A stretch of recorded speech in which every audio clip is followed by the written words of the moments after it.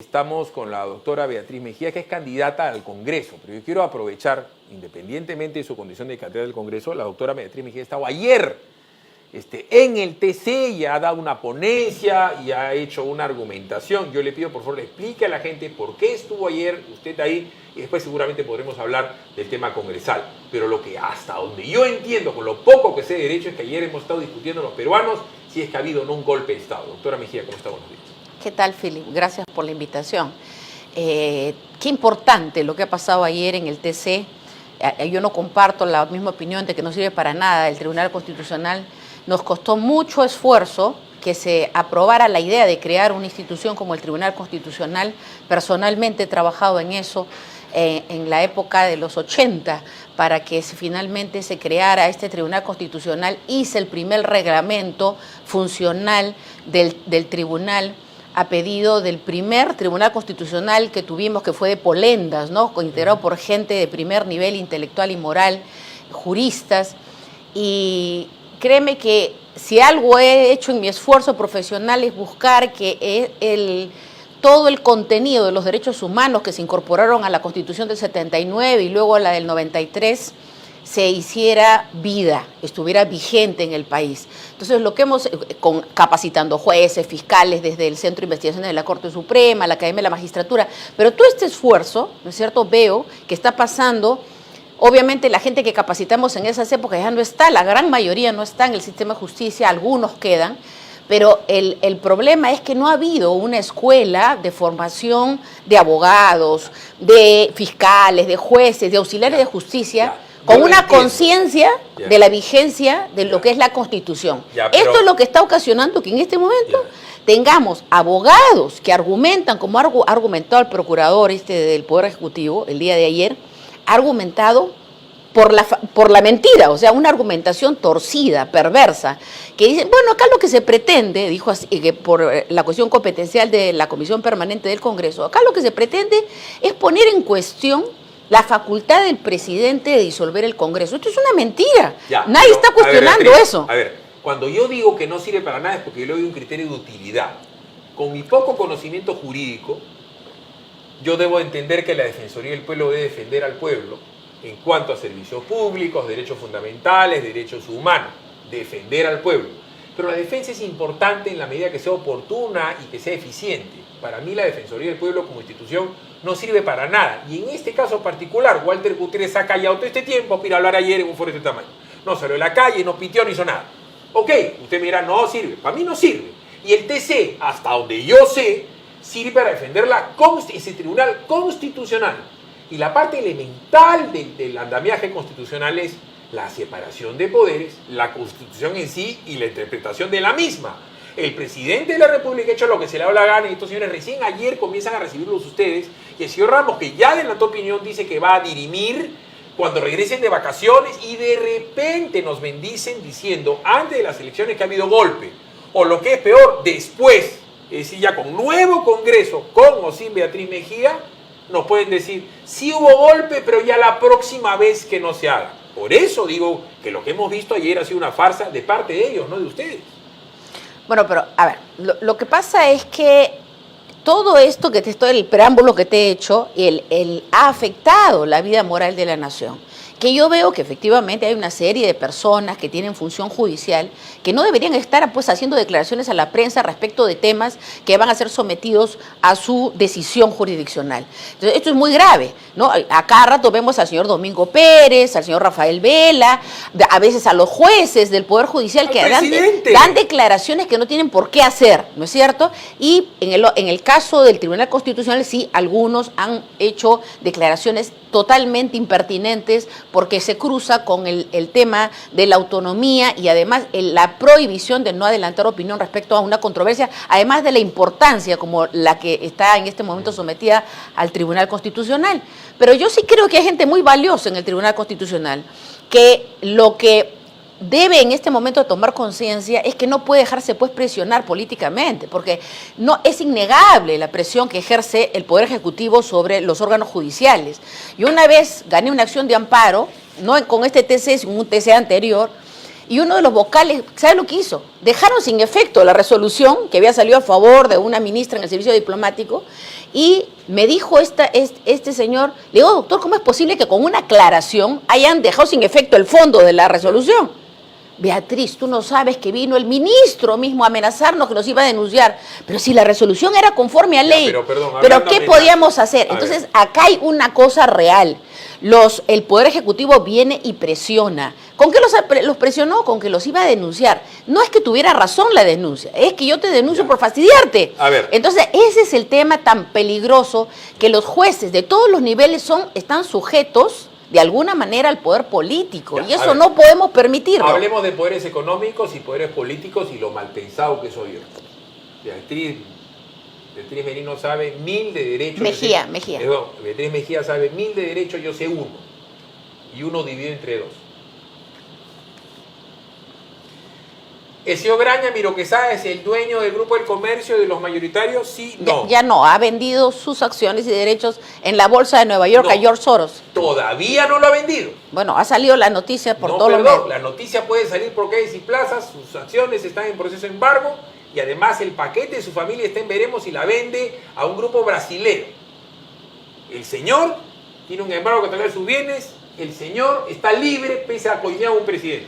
Es un señor con poder, es un señor con mucha plata. Ese señor es dueño del comercio y a la vez es dueño de Perú 21. El señor Martín Vizcarra es el presidente del Perú que le subsidia a todos los medios de comunicación su situación. El comercio pierde plata como pierden todos los medios de comunicación. Vizcarra, Graña. Perú 21. ¿Cuál es la portada del día de hoy de Perú 21? Encuesta Datum. ¿Quién manda a hacer la encuesta? Perú 21, que vive del gobierno. Datum. Datum tendrá contratos con el Estado y con el gobierno. ¿Y qué nos dice? Piensa mal y acertará, Beatriz.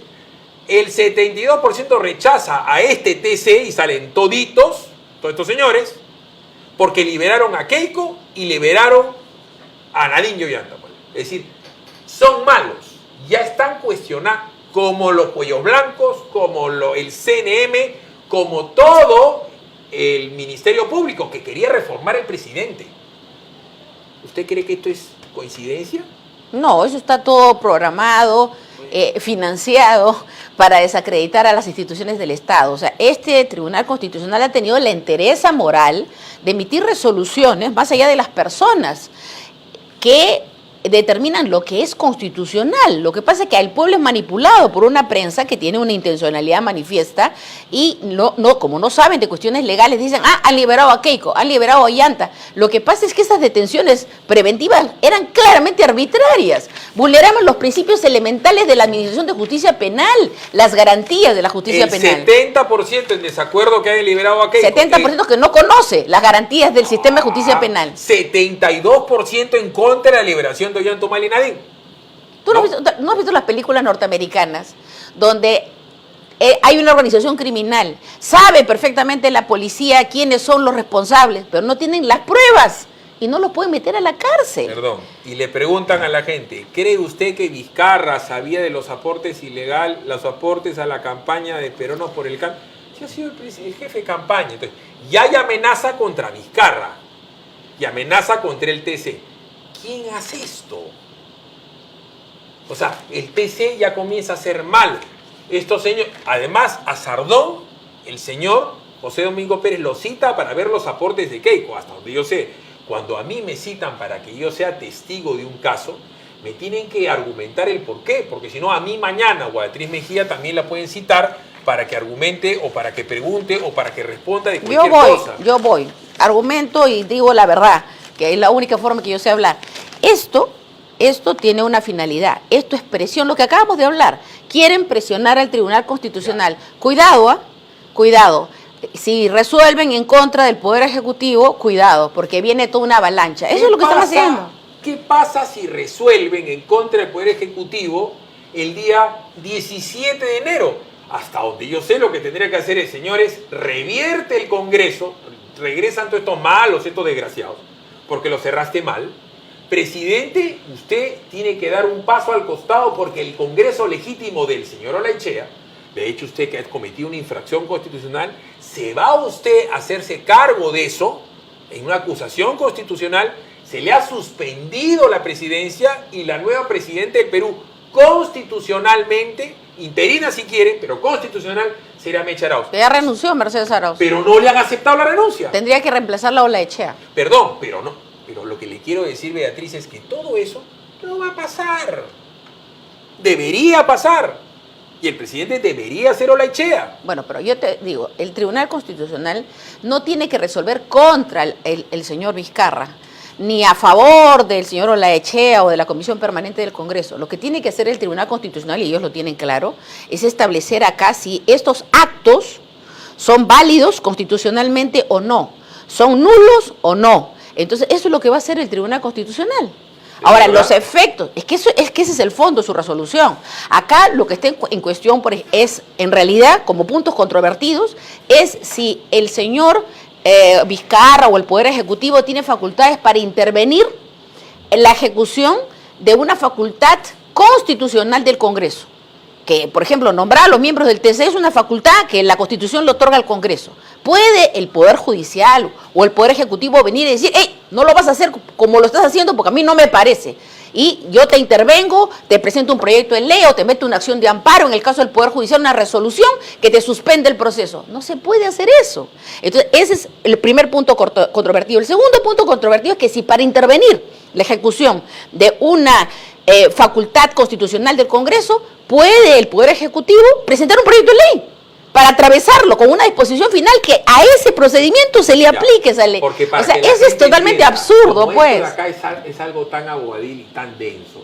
Básicamente les digo, el Congreso es, según la Constitución, que a la gente le importa un rábano y que no la lee. Doctora, yo he hecho periodismo deportivo, ¿ya? Yo le puedo decir una cosa, yo constaté en la vía de los hechos que el 90% de los periodistas deportivos no habían leído el reglamento de fútbol. Mire lo que le estoy diciendo, ¿ya? No lo habían leído. Entonces, el 90% de los periodistas no han leído la Constitución ni han leído medio libro de nada. Pero opinan barbaridades. Ya, entonces, de las barbaridades que opinan, eso es lo que hace que llegue a la gente. Entonces, la gente no tiene por qué saber que en la Constitución, quien elige a los miembros del Tribunal Constitucional es el Congreso. Quien elige a los miembros del Banco Central de Reserva es el Congreso. Quien elige al Contralor de la República es el Congreso. A propuesta del presidente de la República. Y quien elige al defensor del pueblo es el Congreso. Que si el presidente lo avala, que si no lo avala, que hay repartija. Porque la repartija es, si es en contra de la izquierda, es repartija bajo la mesa. Entonces, el TC, desde la visión de la izquierda, es una repartija de los partidos políticos para con el poder que va a juzgar. Y si claro, lo puedes ver así, o es la representación del voto popular eligiendo a sus tribunos constitucionales. El hecho es que esa facultad es una facultad única del Parlamento. Y el presidente agarra y dice, ¿sabes qué? Eso lo quiero cambiar. Y lo quiero cambiar ya. Y uno está escuchando al procurador Huerta, que se llama, pero si en ese día lo tenían que ver. O sea, lo que él pretendía es que aprueben el proyecto de ley, la cuestión de confianza y el proyecto de ley prácticamente el mismo día para que la elección sea con la nueva ley. Y la elección se estaba dando. Exactamente. Y eso es lo que no pueden hacer. Y el tercer punto que tiene que ver el Tribunal Constitucional es la legitimidad de los actos públicos que han ocasionado todo este conflicto, que son no solamente el tema de la resolución 165-2019 PCM, es el decreto supremo, por el cual se disuelve el Congreso, sino también por el mismo hecho de presentar un proyecto de ley con la intencionalidad de enervar un proceso de nombramiento de los miembros del tribunal, que es una facultad constitucional del Congreso. Entonces, esos actos tienen que ser examinados en su validez por el Tribunal Constitucional. Entonces, en el momento que el tribunal resuelva esto, no va a estar pensando si le da la razón a Vizcarra o a Olaechea. Lo que tiene que hacer el Tribunal Constitucional es darle la razón a la Constitución. ¿Qué dice la Constitución? Esa es su función. Entonces, en ese sentido, yo creo que todos los peruanos deberíamos respetar lo que el Tribunal Constitucional determine. Obviamente que tenemos el derecho a analizar,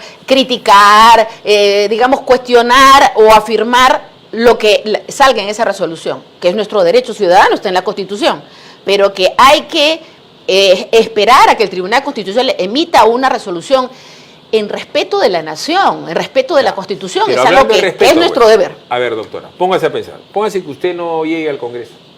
Y resulta que no llegando al Congreso...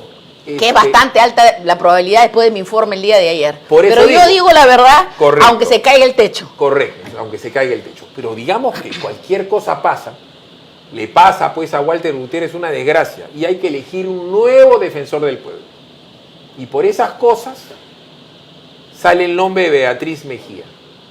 Y comienza a ganar Beatriz Mejía. Y uno ve que van a elegir a Beatriz Mejía. Y va a ser esta conservadora que habla de nuevo orden mundial, de con mis hijos no te metas, que es una persona que quiere a la familia. No te va a querer la República, ni el Comercio, ni nadie, porque el periódico, el aborto está en todas las páginas del Comercio y Perú 21, no te quiere la República. Entonces, en ese momento, ahorita en Monedas, el presidente dice, un momentito, hago cuestión de confianza, hay que volver a ver cómo se elige al defensor del pueblo. ¿Por qué? Porque va a salir Beatriz Mejía. Entonces el presidente va y dice, y mete su cuestión de confianza. Ajá. Y dice, no va. Cuestión de confianza, me la han denegado la cuestión de confianza. Va uno, ¿no es cierto? Entonces Beatriz Mejía se crea con los crespos hechos. Dios no quiera, en el mismo carro del accidente de Walter Gutiérrez se daba Nelson Chac.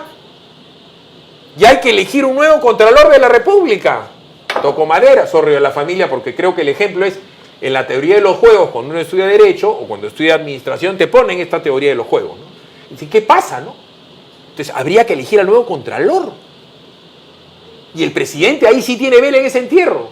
Y dice, a mi sugerencia, pero casi a mi imposición.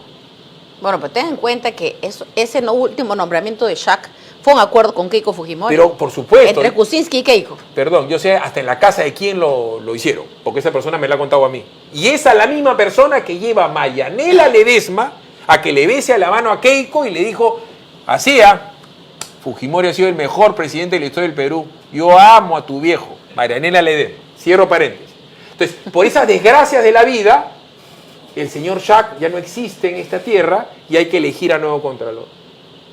Y el presidente dice, hago segunda cuestión de confianza para que se elija así. No lo eligen. Cierro el Congreso. ¿Por qué? Porque ya está el precedente que ha dado el Tribunal Constitucional, este tribunal de estos señores, al decir que el presidente puede interpretar lo que mejor le parezca.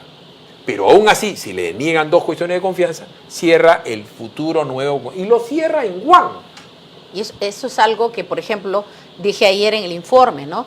No se puede permitir que la cuestión de confianza se haya convertido en un arma de extorsión política. Ya. ¿Por qué? Porque la única forma en que el presidente puede cerrar el Congreso es cuando le deniegan la confianza a la investidura, después de la investidura de 2 gabinetes ministeriales. Ya. O sea, nombro un gabinete, lo mando al Congreso a que busque la confianza del Congreso y el Congreso dice, no le otorga la confianza. Entonces, me veo obligado a nombrar un nuevo gabinete, lo mando al nuevo gabinete y otra vez el Congreso dice no. Ese es un caso totalmente, digamos, extremo, que nunca se ha producido en la historia del Perú, ¿no es cierto?, de que un Congreso quiera bloquear realmente al Poder Ejecutivo y que para esos efectos no le quiere dar la confianza a su gabinete ministerial. En el último año, doctora. Pero no, pues para que yo te presente este proyecto de ley y si no me lo apruebas, cuestión de confianza, entonces te cierro. A ver, doctora. Eso no puede ser. Usted, como buena abogada y estudiosa, debe tener buena memoria. En el último año, ¿cuántas veces la han invitado a Canal N para hablar del tema constitucional en el último año? Nunca. ¿Cuántas veces? Nunca. ¿Cuántas veces la ha invitado usted a RPP para hablar de este tema en el último año? Nunca. ¿Una vez, 2 veces? Nunca. ¿Nunca? ¿Está segura, doctora? No sea mala. ¿Una vez? No. La última vez me invitó como candidata para dar una entrevista, pero no de este tema. Ok. ¿En Canal 7? Menos. Ya. ¿Usted está metida en la tecnología? No, no mucho. Ya. Mensaje para todos ustedes. Agarren el YouTube y el Google y busquen Pedro Cateriano en Canal N, Pedro Cateriano en RPP, Pedro Cateriano en Canal 7. Y de la cantidad de videos que sale, que son decenas, simplemente cuando él habla de la cuestión de confianza. Y entren a la vez al Google y pongan Pedro Cateriano, cuestión de confianza. Y hagan mayores ejemplos. Pongan El comercio, cuestión de confianza. La República, cuestión de confianza. En el Google, Canal N, cuestión de confianza. ¿Quién inoculó en la agenda política nacional la cuestión de confianza como mecanismo para cerrar el Congreso de Keiko Fujimori de Lapra? Señor Cateriano, que además no es constitucionalista y si es abogado ejerce en Katmandú, porque acá en el Perú ni tiene estudio ni factura un ápice como abogado. Pero ha salido 1000 veces, doctora, diciendo que la cuestión de confianza es el arma mediante el cual matas a Keiko y a Alan, y ciertamente a Alan lo mataron, Bueno, o sea que algo ganó el señor. Escuchando ayer al procurador del Poder Ejecutivo, una vez más salí convencida de que es necesario aprobar una ley urgente en el Congreso. Una de las primeras leyes que se deben aprobar en el nuevo Congreso es una ley de responsabilidad de los funcionarios públicos que incluya a los asesores y que toda resolución, decreto supremo, cualquier disposición normativa, hasta una directiva de cualquier nivel del sector público, tenga que tener como requisito y condición de validez los informes de los asesores, debidamente suscritos por los asesores, con su registro profesional, que asuman la responsabilidad por eso. Por ejemplo, el decreto supremo de disolución del Congreso debería tener los informes jurídicos correspondientes que le dé, porque el presidente es un ingeniero, que le dijeron, sí, usted puede, ingeniero, ¿no es cierto? Y yo creo que en este momento, si el señor Vizcarra nos ha escuchado nuestros informes del día de ayer, más allá de que le afecte, digamos, nuestros informes, debe reconocer que tenemos razón, que no queremos molestarlo ni a él, ni a su gobierno, ni a nadie, pero que por encima de él y del señor Olaechea está el Perú. Entonces, en esa virtud, que los asesores asuman una responsabilidad civil, administrativa y penal en el caso que sea esto pertinente, es importantísimo que una ley lo determine. ¿Sabes pero por qué? Si no, asume, es que esto lo resuelves con una ley. Pero está y entonces, bien. todo acto público que tenga Doctora, los informes correspondientes firmados. Entonces, ningún presidente que sea médico, ingeniero, qué sé yo, astronauta, que hace un acto público sin tener los informes correspondientes que lo sustenten. Pero perdón, ¿dónde está el informe correspondiente que lo sustente el que era en ese momento ministro de Justicia, Vicente Ceballos, que lo tendría que haber dado en el Consejo de Ministros cuando supuestamente firman la disolución? Eso lo tendría que haber firmado. No hubo Consejo de Ministros. Por eso pues, esa disolución la tendría que haber pedido el propio Salvador del Solar, no lo pidió. ¿Dónde está el informe del ministro de Justicia de Vicente Ceballos, el nuevo premier? Imposible, no puede existir porque no había ministro de Justicia. Entonces, para que vea usted que cuando yo le digo que es inútil el TC, porque esto del TC, en 20 minutos se dan cuenta que el golpe de Estado ha sido un mamarracho. 20 minutos, no media hora. No, mira, todos los abogados que hemos mirado en la televisión lo que pasó, dijimos, ¿qué es esto? O sea, esto es una barbaridad. O sea, no teníamos necesidad de estar escuchando informes orales ni recibir sus fundamentaciones escritas. Lo sabíamos porque conocemos cómo funciona el orden constitucional, cómo funciona la separación de poderes del Estado. Nos quedamos pasmados. Correcto, doctora. No se quede pasmada, quédese en Willax. En la noche nos vemos a las 10 en Combates y seguramente la vamos a estar invitando por ahí para que usted hable de su candidatura. Así usted muy amable.